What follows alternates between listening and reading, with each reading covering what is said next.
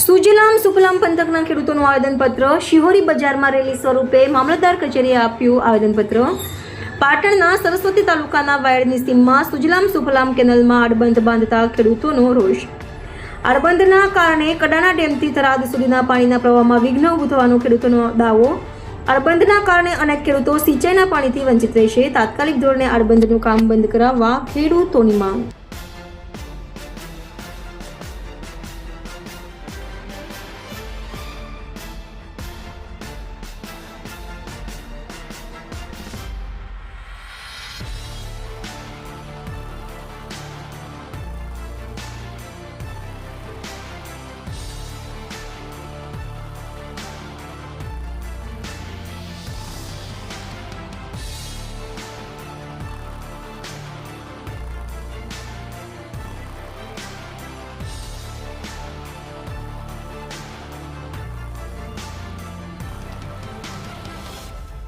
સરકાર શું થાય છે કે કોઈ ગેરવાજબી પ્રવૃત્તિ અત્યારે અમને જાણવા મળેલ નથી।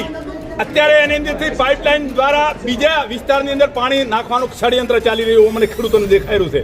આના લીધે અમારા વિસ્તારની અંદર મોદી સાહેબે કરોડોના રૂપિયાના ખર્ચે જે સુજલામ સુફલામ બનાવેલી છે એનો જે ઉદ્દેશ છે એને લીધે અમને એ લાભ મળે નહીં। એટલે સરકારશ્રીને આ મોદી સાહેબની સુજલામ સુફલામ છે એની અંદર રોકવાનું ષડયંત્ર ના કરે એવી અમારી માગણી છે।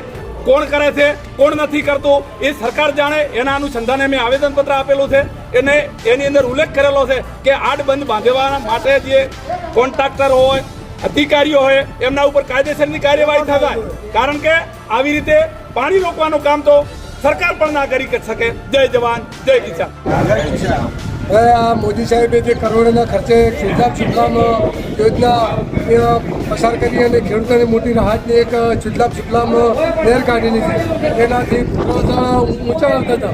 હવે એ જો સરસ્વતી તાલુકાના વાયડ ગામે જો બંધ કરી નાખે આડબંધ પહોંચીને તો અહીંયા તો અહીંથી મોડી આગળ સુધી ઠેઠ 4-5 તાલુકાને તો પાણી વગર જે ભૂગર્ભના તળ ઉપર આવતા તે જતા રહે અને ખેડૂતો બરબાદ થઈ જાય, ખેડૂતોનું મોટું નુકસાન થાય। તો જો આ તાત્કાલિક જો બંધ કરવામાં નહીં આવે સરકારને તો અમે આંદોલન કરશું। અને અમે તો એવું કહીએ કે સરકાર જે કરે છે એના ઉપર એફઆઈઆર કરે અને એને બંધ કરાવી છે અને બંધ કરાવવાની જરૂર છે।